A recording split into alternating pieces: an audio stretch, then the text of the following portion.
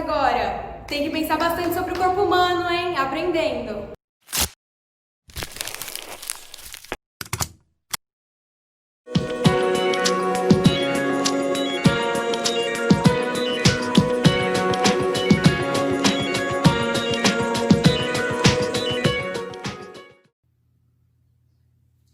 Olá a todos, eu sou a professora Mônica e o tema da nossa aula é o sistema nervoso. É o capítulo 7 da apostila 3, apostila NAMI. Nessa apostila, ela é o primeiro capítulo, mas na sequência das demais apostilas é o capítulo 7. Então, hoje a gente vai aprender um pouquinho sobre o que é esse sistema, quais são as estruturas relacionadas. Eu convido a todos para participarem da aula de hoje. Vem comigo!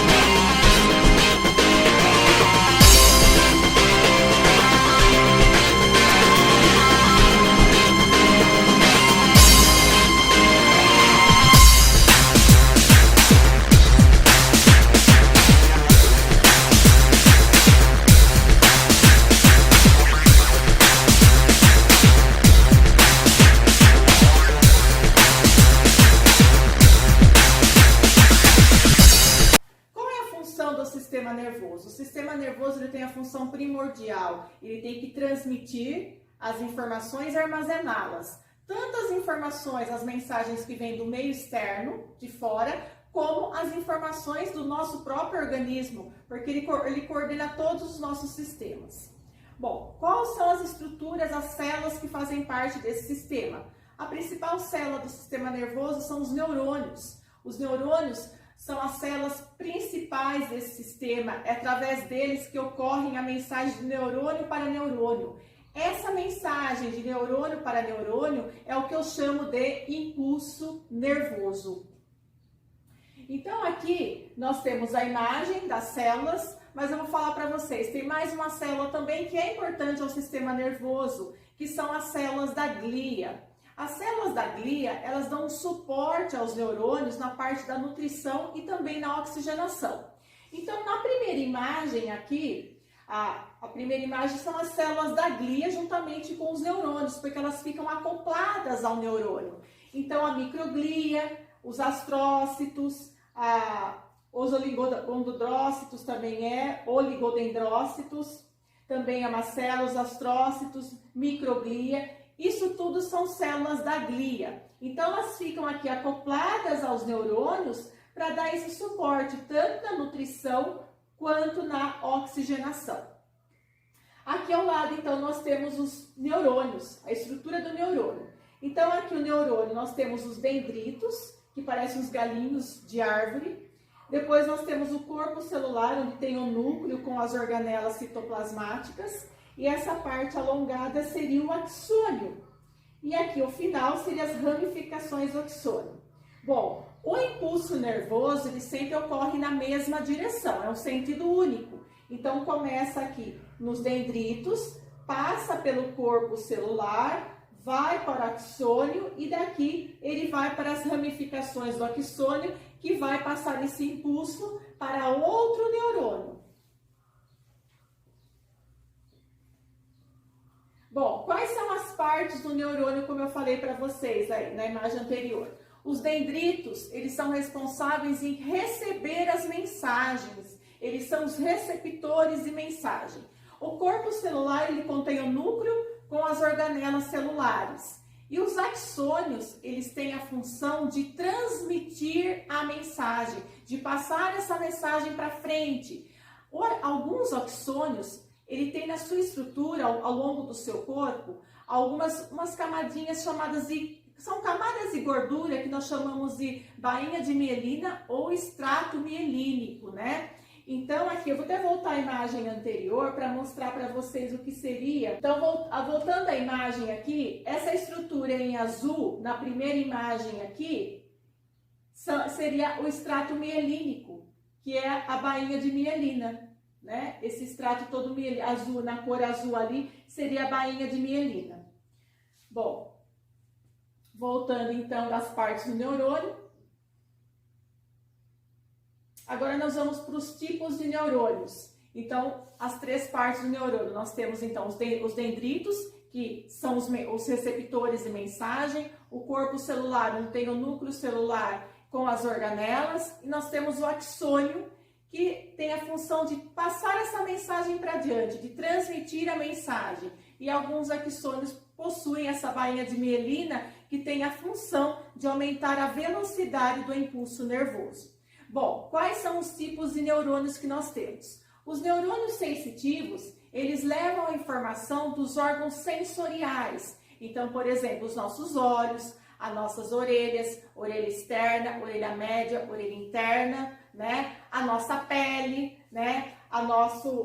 Nossa língua, o nariz, até o sistema nervoso central. Então, por exemplo, que você colocar na sua boca essas papilas gustativas que nós temos na língua, esses sensores levam essa informação elevada até o sistema nervoso central para ele, no caso, identificar o que você está comendo.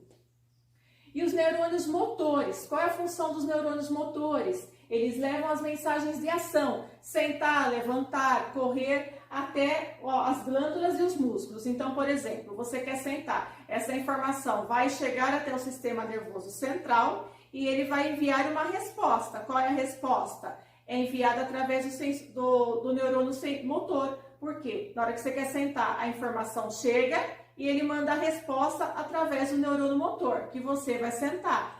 Ou, por exemplo, alguma glândula, por exemplo, as glândulas suprarrenais, elas fabricam o hormônio noradrenalina. Então, por exemplo, assim, tá precisando liberar esse hormônio. Aí, essa informação chega ao sistema nervoso central, que ele passa o comando para a glândula para que ocorra a liberação desse hormônio.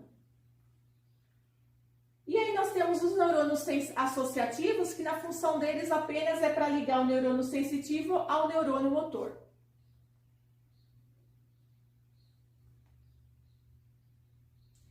Coordenação nervosa. O que a gente entende por coordenação nervosa? Ela tem sempre início nos órgãos, no caso, sensoriais, que são os receptores de estímulos, né? E ela vai seguir para o sistema nervoso central e esse para os órgãos efetores. Quais são os órgãos efetores? No caso, seriam os músculos ou as glândulas.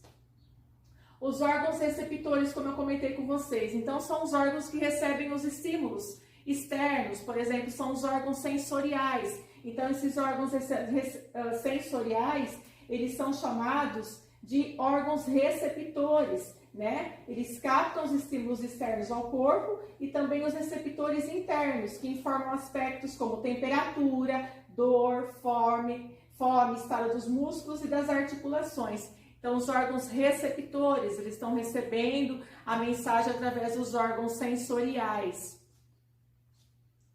E depois nós temos aqui os órgãos efetores, aqueles que vão praticar a ação. Então, no caso aqui, nós temos os órgãos que executam as respostas aos estímulos, como os músculos e as glândulas. Aqui uma informação, o sistema nervoso central, ele recebe os impulsos nervosos dos órgãos receptores e elabora uma resposta específica para cada estímulo. A resposta é enviada até o órgão efetor pelos neurônios motores. Então, toda a resposta, você quer sentar, você quer ler, você quer correr, ou até mesmo o seu organismo precisa liberar mais hormônio naquela glândula, e as glândulas e os músculos são os órgãos efetores, são eles que praticam a ação. Então, aqui nós vamos agora para a sinapse. Bom, nós vimos então que os neurônios, eles são as principais células do sistema nervoso, né? E eles que fazem que ocorra o impulso nervoso, né? Então tem uma comunicação de um neurônio com o outro, mas, porém, os neurônios, eles não são interligados, eles não são grudados um com o outro, tá? Eles têm um espaço entre eles. Esse espaço entre os neurônios para que ocorra o impulso nervoso, eu chamo de sinapse. Sinapse nada mais é que a comunicação, é a área de comunicação de um neurônio com o outro, para que ocorra esse impulso nervoso. Bom, então aqui nós temos então o neurônio, tá? E aqui nós temos as ramificações do axônio. Então, vocês podem perceber aqui, ó, as ramificações do axônio, elas vão fazer a ligação com os dendritos do próximo neurônio, tá? E essa área aqui, olha, de comunicação entre o neurônio, que a gente chama de pré-sináptico, né?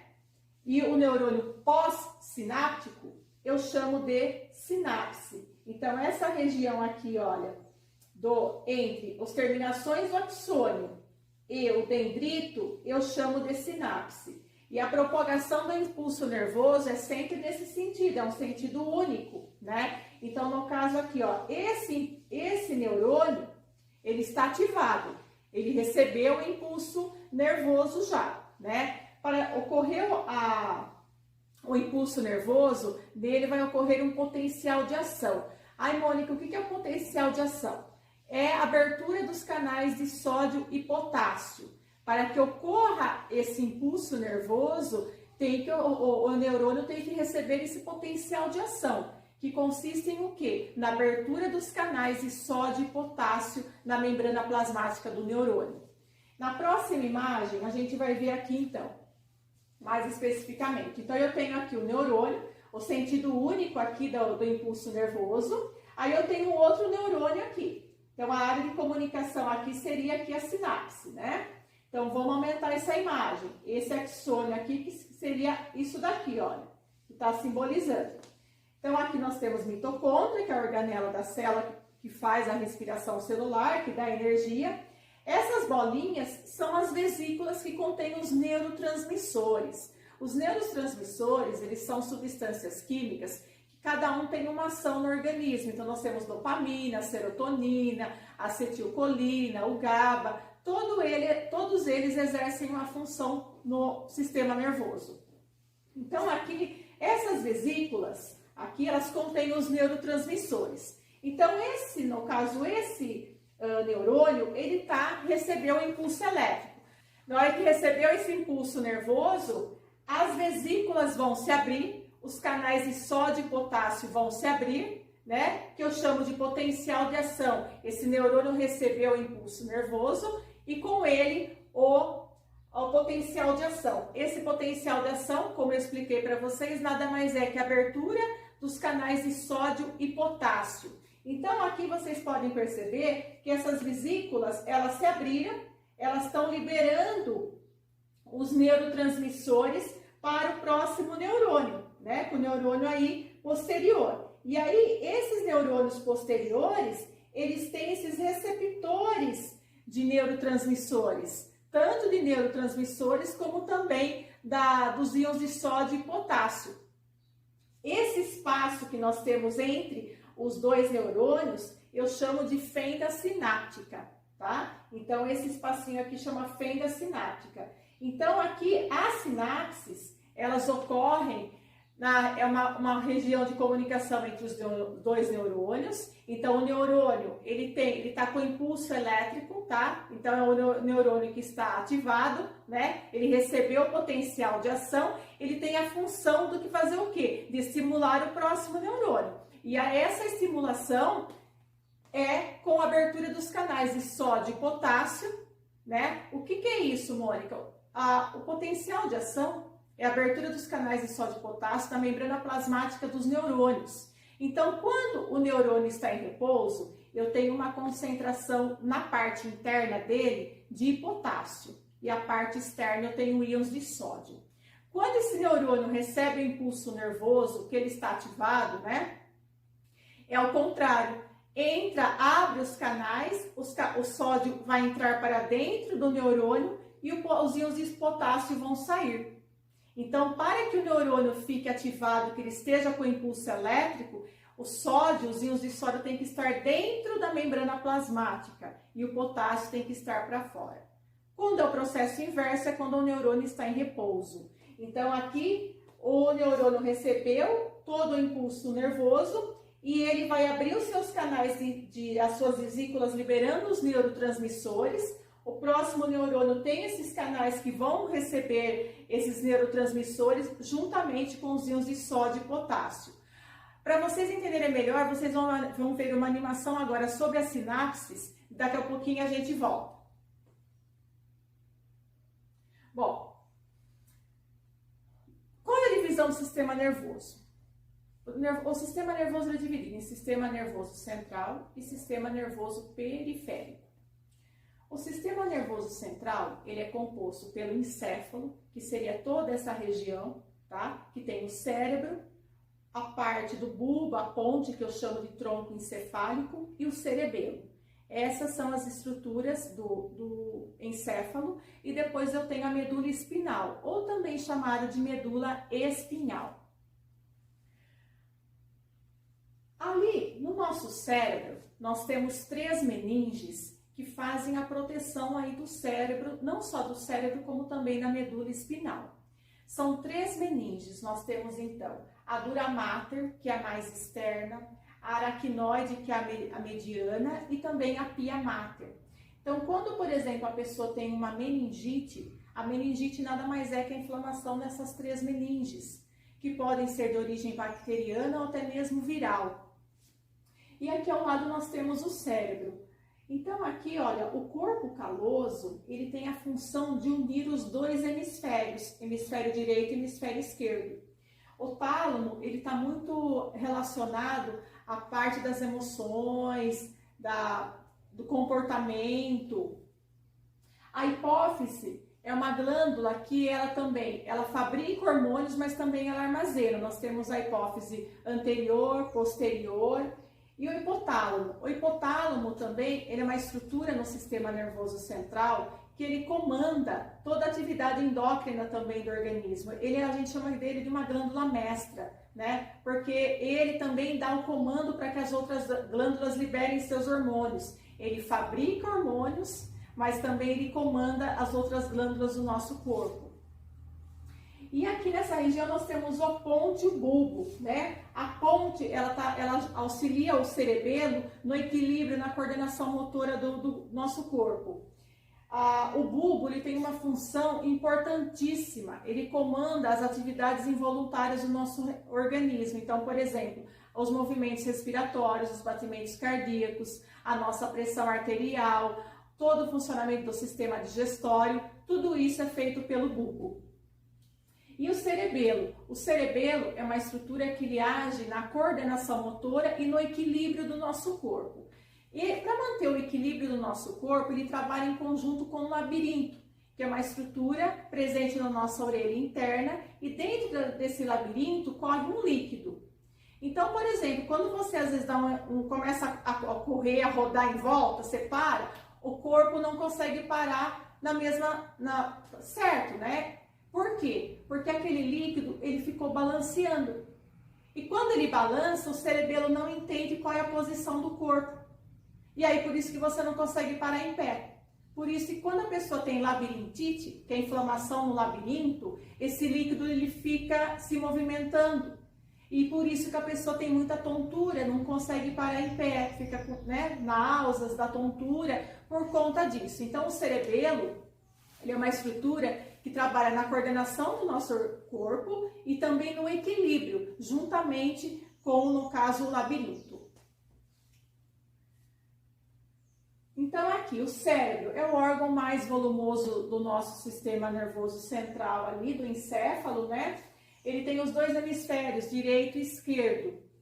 No indivíduo adulto, a massa cerebral tem aproximadamente 1.200 gramas. No cérebro distingue-se 2 partes, o córtex cerebral, que é a parte externa, e a medula cerebral, que é a interna. Então, o que acontece aqui no cérebro? Essa parte cinzenta, na parte do cérebro, a parte cinzenta, ela fica na parte externa, tá? Que aí, no caso, a cinzenta, ela é cheia de corpos celulares, tá? Dos neurônios. E depois, a substância branca aqui, ela já fica na parte interna do cérebro, que ela já tem axônios e tem formada por axônios e dendritos. Bom, cerebelo, como eu comentei com vocês, ele é uma estrutura que age no equilíbrio do nosso corpo. O que acontece? Só que ele, quando uma pessoa, por exemplo, ingere álcool, isso atinge o cerebelo. E aí, por isso que a pessoa, quando bebe demais, ela não consegue se equilibrar. Porque justamente o álcool interfere no trabalho do cerebelo, tá? De manter o equilíbrio e a coordenação do corpo. O tronco encefálico, como eu comentei com vocês, formado pela ponte e pelo bulbo. A ponte auxilia o cerebelo na coordenação dos movimentos e pelo tônus muscular. E o bulbo, eles são elaboradas as ordens de atividades vitais, como os batimentos cardíacos, respiração, digestão e pressão arterial. Bom, agora a medula espinal ou medula espinhal. A medula espinal é um cordão nervoso alojado na coluna vertebral. A coluna vertebral ela age como uma proteção para a medula espinal. A medula espinal ela tem a espessura de um dedo mínimo, tá? Ela é bem fina. E aí, no caso, as vértebras conferem estabilidade à medula e protegem contra choques mecânicos. No total, nós temos 31 pares de nervos conectados a ela. Qual é a função da medula espinal? Servir de via conexão entre os nervos e o encéfalo e elaborar respostas simples e rápidas para determinados estímulos, o ato reflexo. Então, o que acontece? O que seria o ato reflexo? O ato reflexo nada mais é que uma proteção de alguma situação de emergência que está acontecendo com você. Por exemplo, quando você coloca a sua mão numa superfície quente, você automaticamente se tira. Essa resposta não foi até o cérebro. Quem manda você tirar a sua mão é a medula espinal. Quando o médico, por exemplo, pega o martelinho, dá no seu joelho que você levanta a perna, essa resposta é dada pela medula espinal. Porque imagine, se você pegar, sem querer você pegou um fogo no seu dedo. Você imagina se essa informação tem que ir no cérebro primeiro, vai até o cérebro, aí ele fala, nossa, tá pegando fogo no seu dedo, aí vai de novo a mensagem para você tirar. Ia demorar muito, ia queimar toda a sua mão, né? Então, essas ações que são de emergência, quem faz a resposta é a medula espinal, tá? Que nós chamamos isso de ato reflexo, tá? Bom, então aqui, essa é a função da medula. Então, aqui nós temos, no cérebro, nós vimos que a parte externa do cérebro, ali no córtex cerebral, nós temos a substância cinzenta e na parte interna nós temos a branca. Aqui na medula espinal é ao contrário, a substância cinzenta na parte interna e a parte branca na parte externa. Então, aqui nós temos a medula nessa primeira imagem, né? E aqui nós temos, na imagem ao lado, nós temos aqui os 31 pares de nervos que nós temos. E aí nós temos a região do cérebro, o cerebelo, a região do encéfalo, né? Que ela faz a ponte, que seria essa parte aqui do sistema nervoso, ela faz a ligação com a medula espinal. E aqui nós temos a imagem do encéfalo, né? O cérebro, o hipotálamo, a medula espinal, a medula oblonga, que seria o bulbo, a ponte, o corpo caloso, que eu comentei com vocês, que faz a ligação do hemisfério direito e esquerdo. Só para falar para vocês, o hemisfério direito, ele é mais a parte da criatividade, das emoções. O lado esquerdo é o lado da razão, da matemática, dos cálculos. Então, tem pessoas que têm o lado direito mais desenvolvido, outras têm o lado esquerdo mais desenvolvido. Bom, agora a gente vai para o sistema nervoso periférico. Então, nós vimos o sistema nervoso central. O central, então, formado pelo encéfalo e pela medula espinal. Agora a gente vai para o sistema nervoso periférico, que esse é formado pelos nervos e gânglios nervosos. Os nervos são nada mais são conjuntos de dendritos e axônios que levam mensagem dos órgãos receptores para o sistema nervoso central ou do sistema central para os órgãos efetores. Então, os nervos, eles se comunicam, então toda a informação dos órgãos, no caso aí, receptores. Quais são os órgãos receptores? Os órgãos do sentido. Então, essas informações são levadas os nervos levam essa informação até o sistema nervoso central, ou também o sistema central vai enviar uma resposta. Ele também envia essa resposta através dos nervos. Então, por exemplo, a pessoa quer sentar, essa informação vai chegar ao sistema nervoso central, e aí, através dos nervos também vai chegar a informação aos neurônios motores para que faça a ação. Os gânglios nervosos são pequenas dilatações contendo corpos celulares e neurônios presentes em certos nervos. Bom, O sistema nervoso periférico, ele tem uma subdivisão em sistema nervoso periférico voluntário e o sistema nervoso periférico autônomo. O voluntário já está dizendo voluntário, ele age de acordo com a nossa vontade. Então, atua por meio de um conjunto de nervos que chegam aos músculos estriados esqueléticos do corpo. São esses músculos que realizam movimentos voluntários do organismo, como pernas, braços, dedos, tronco e face.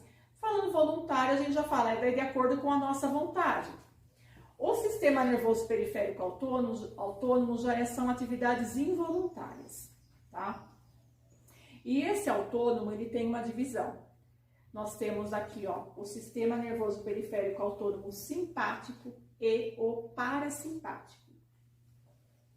O sistema nervoso simpático, ele garante situações de emergência ou de estresse. É o sistema de alerta e do maior gasto de energia. E o autônomo parasimpático é aquele que normaliza as ações do nosso corpo. Então, eles trabalham de maneira antagônica. Um ativa, um faz ação rápida, né, de emergência, e o outro entra para normalizar. Então, aqui nós temos uma imagem. Então, aqui, o simpático, por exemplo, você leva um susto. Quem que entrou em ação? O simpático. Você dilatou a sua pupila, ele inibe o fluxo salivar, você fica com a boca seca, dilata os brônquios, acelera o batimento cardíaco, estimula a conversão do glicogênio em glicose. O que é isso, Mônica? O glicogênio é a nossa reserva de energia que fica dentro do fígado. Então, por exemplo, quando você está, no caso aqui que o simpático ele precisa de muita energia, eu vou precisar de mais glicose para que, no caso, a minha mitocôndria realize mais respiração celular. Então, esse glicogênio ele é quebrado em várias moléculas de glicose. Inibe o peristaltismo e secreção. No caso, ele para. O simpático, ele vai parar o movimento os movimentos do intestino, que são os movimentos peristálticos, tá? Estimula a secreção da adrenalina e noradrenalina. Você vai ter uma descarga de adrenalina na corrente sanguínea. Ele inibe o peristaltismo, como eu comentei com vocês aí, e inibe a contração da bexiga, né? Então, no caso aí a pessoa, às vezes a pessoa pode estar nervosa, passar por um assalto, algum susto, a pessoa pode fazer o quê? Eliminar a urina, tá? Isso tudo, quem trabalha nessa parte do susto, daquela ação de emergência, é o sistema periférico simpático, autônomo simpático. O parasimpático, na hora que você está ali com o batimento acelerado, o parasimpático vai entrar em ação para que você normalize as ações. Então, no organismo. Então, ele vai contrair a sua pupila, ele vai estimular o fluxo da saliva novamente, vai contrair os brônquios, vai diminuir o batimento cardíaco, estimular a liberação da bile pelo fígado, ali pela vesícula biliar, né? O fígado fabrica, mas a vesícula biliar que armazena, então vai ser a liberação dela. Estimular o peristaltismo e a secreção, ali no caso também do pâncreas, do estômago. Estimular o peristaltismo no caso do intestino também e vai contrair a bexiga. Então, aqui a gente fala que eles são antagônicos, eles são contrários, eles têm efeitos contrários no organismo. E aqui, pessoal, eu tenho uma imagem, uma foto do cérebro e aqui é uma imagem real do cérebro humano, tá? Aqui é uma imagem real, então vocês podem ver aqui no meio que é o corpo caloso que faz essa ligação entre o hemisfério direito e o hemisfério esquerdo, tá? Ali nós temos então a foto, o hemisfério esquerdo, hemisfério direito, os sulcos e gírios cerebrais, que são todas essas estruturas, e a região do corpo caloso, que seria o centro aqui, olha, tá? E, ó, vocês podem ver que nessa parte aqui interna a gente consegue visualizar. Então, aqui é uma imagem real mesmo do cérebro. Bom, pessoal, eu espero que vocês tenham gostado da aula. Eu deixo a sugestão de vocês realizarem as atividades da apostila. E na próxima aula a gente vai dar início ao sistema sensorial. Até mais!